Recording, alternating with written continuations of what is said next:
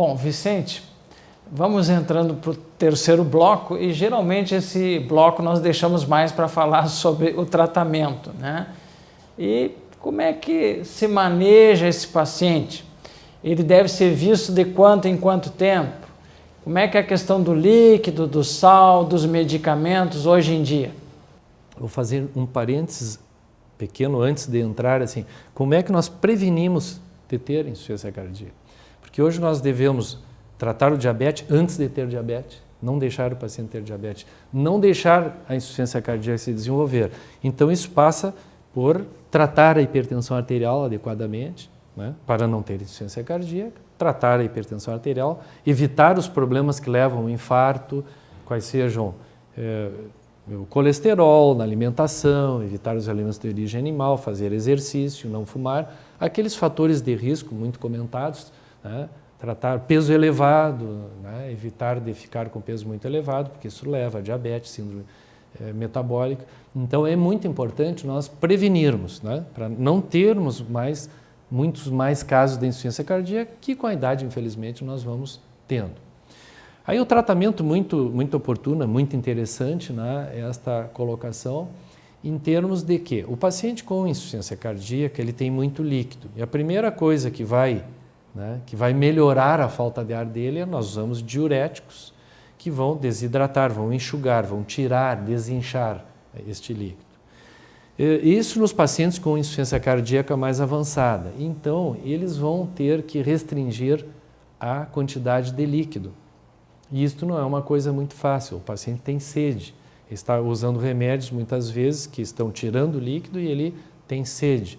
Então ele vai ter que ser controlado, isto vai ser o seu cardiologista que vai lhe dizer, né, quanto ele poderá tomar de líquido, e líquido é mate, líquido é sopa, né, líquido é refrigerante.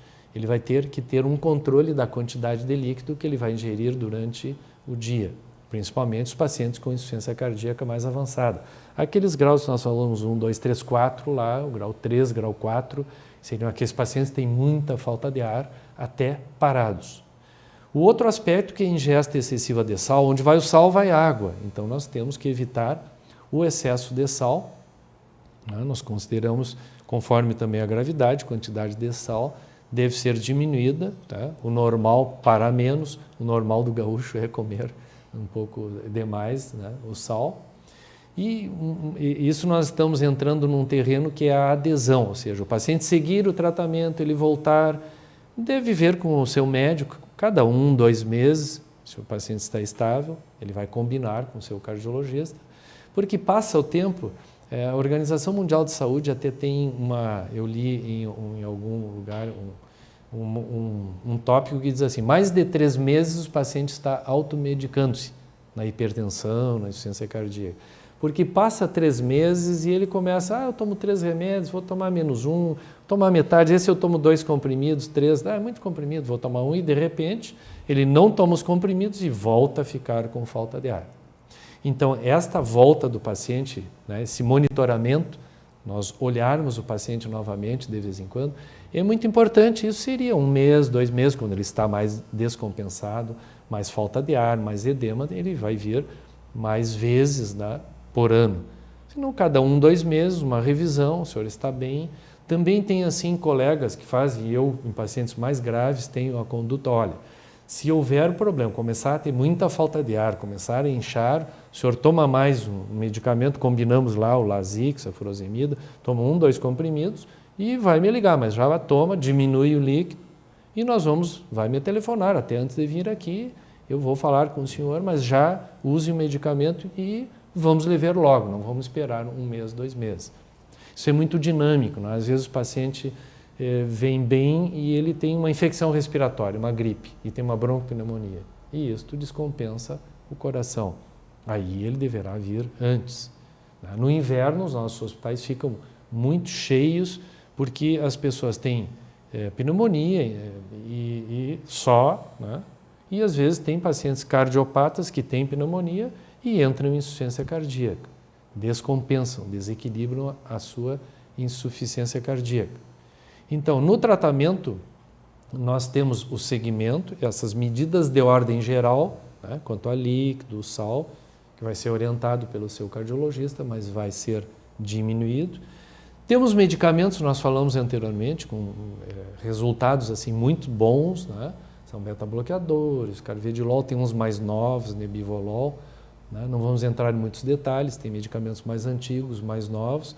Nós temos uma série de alguns, espironolactona, medicamentos que diminuem mortalidade, né? Que aumentam a sobrevida, os anos de vida do paciente e a qualidade de vida, porque eles melhoram o coração, melhoram, cada um. Nós temos 5, 6 medicamentos, cada um faz um pouquinho do trabalho, né? Um melhora um pouquinho, outro. Nós temos resultados muito bons.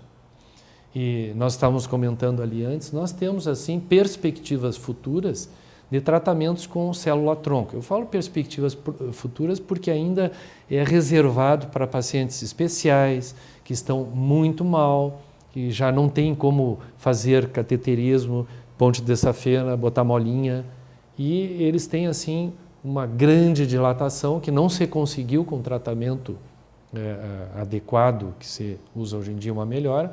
Nós temos o uso das células-troncos, introduzidas em geral por catéter, né, por injeções no músculo cardíaco, que tivemos a oportunidade de conversar com colegas em encontro mundial em Buenos Aires, colegas dos Estados Unidos, e está assim prometendo ser uma boa opção para os casos mais avançados, né?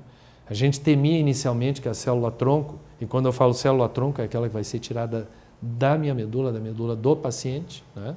Que parece que esta não tem problema de formar tumores. Nós não sabemos, né? Célula-tronco é uma célula que vai se desenvolver e pode dar orelha, osso, perna, coração. É assim, uma coisa por uma sábia orientação da natureza, a gente coloca no coração e ela vira célula de coração. E não formou o tumor. Pelo menos, não fazem bem 10 anos, em 10 anos ainda nós temos resultados bons e não temos outros efeitos colaterais que eram temidos no início. Isso são, assim,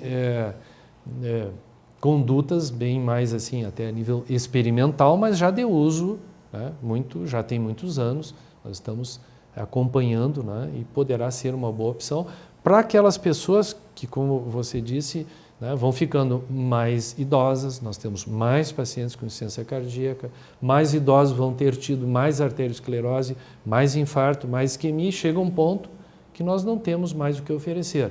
Aí está entrando o uso das células-tronco, com, parece, uma perspectiva muito boa.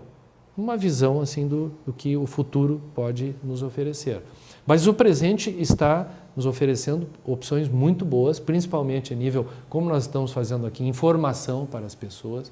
Vamos prevenir de ter insuficiência cardíaca, vamos tratar bem a pressão, vamos colocar em níveis bem baixos, bem controlados. Vá no seu médico, vá no seu cardiologista para tratar bem a sua pressão. Se o senhor tem problema de coração, teve infarto, angina, vamos tratar bem, o cardiologista vai tratar adequadamente para o senhor não ter insuficiência cardíaca decorrente dessas doenças, que são muito graves, e a insuficiência cardíaca já é um passo bem mais avançado destas doenças que são graves por si. Então, a orientação do cardiologista ela é bem clara e tem um embasamento científico bem forte nessa área. E, Vicente, eu me lembro assim que dos tempos de enfermaria no hospital, na Santa Casa, em Porto Alegre, no Instituto de Cardiologia, aqui no Hospital Universitário, quão prazeroso para o médico, para o cardiologista, tirar aquele paciente da descompensação cardíaca. Então, ela é gostosa para nós cardiologistas, o manuseio da insuficiência cardíaca.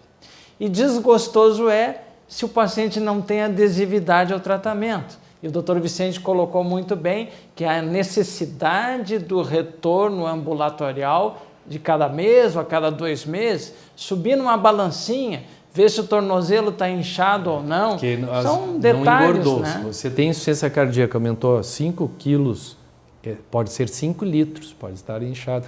Eu estou sorrindo aqui, estou me lembrando, nós professores de clínica médica, a maior parte do tempo de cardiologia, na Universidade Federal de Santa Maria, tivemos a oportunidade de ver muitos pacientes. Assim, inacreditavelmente, o paciente não sabe, né? Que ele sabe que está sendo restringido o líquido, Ia lá a enfermeira dizia, doutor, mas o paciente está inchando as pernas, ele está piorando, o que que... Não, ele vai lá no banheiro, abre a boca e está tomando água do chuveiro. Ele está tomando água do chuveiro, né?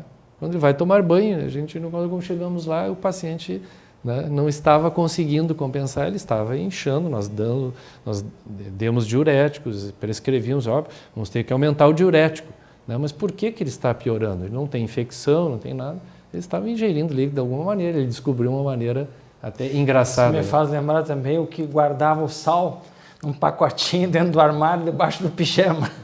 Então, parecia que estava tudo certo, né? Mas ele estava tomando água no chuveiro, o outro estava comendo sal a mais do que o preconizado, então nós não sabíamos o porquê que ele não estava compensando. Mas nós estamos chegando no final do programa com o Dr. Antônio Vicente, hoje falando em insuficiência cardíaca, que ele colocou muito bem como prevenção primária, evitar de chegar na insuficiência cardíaca, mas principalmente no tratamento já quando ela está estabelecida, que é a insuficiência cardíaca nos seus diversos graus, 1, 2, 3 e 4, seu tratamento e seu prognóstico. Então nós gostaríamos de agradecer a tua presença aqui conosco, seguramente vai nos dar o prazer de um novo convívio, né, porque trabalhamos juntos, e eu deixaria para você, se você tem alguma consideração para fazer nesse final do programa, para que os telespectadores identifiquem bem a sua insuficiência cardíaca e cooperem no tratamento para que haja melhor qualidade de vida e maior sobrevida. Eu creio que nós falamos bastante, assim, em termos, creio que pretendemos ter sido acessíveis ao entendimento, né, de quem nos ouve. Mas eu colocaria, estou me lembrando que nós fazemos assim a nível preventivo, quando digo nós, eu faço reuniões a nível da população, né, que convidamos ali na 4ª coordenadoria, após o meio-dia, do meio-dia a 1h da tarde, na André Marques 675. Nós fazemos assim um bate-papo, como nós estamos fazendo aqui, é um nível bem popular para as pessoas que queiram participar. Todas as quintas-feiras, das 12 às 13 horas, né? Nesta não vai ter, nem na outra tem atividades lá, tem feriados, né? A Páscoa, mas no dia 28, né? Nas quintas-feiras, e na primeira quinta-feira do mês, no final, lá no Parque Itaimbé, a Associação dos Diabéticos e Hipertensos, é uma entidade assim, pública, né? Que você pode participar, seus vizinhos, amigos, e a gente faz bem isso. A ideia inicialmente foi de trazer as pessoas, levar as pessoas o conhecimento para fazer a prevenção, né? Essas coisas que nós falamos aqui, então às vezes as perguntas das pessoas, né? E perguntam a seu modo e a gente responde ainda mais inteligivelmente. Embora eu acho que nós fomos bastante claros que temos que medir a pressão, temos que cuidar na nossa dieta, no nosso modo de vida, né, o mais saudável possível para evitar a insuficiência cardíaca, a falta de ar, a restrição que vai dando com o correr dos anos a insuficiência cardíaca, que é o quadro mais avançado em todos os problemas ou na maioria dos problemas cardiológicos. Bom, chegamos ao final desse programa Conversando com o Cardiologista. Muito obrigado, até a próxima semana.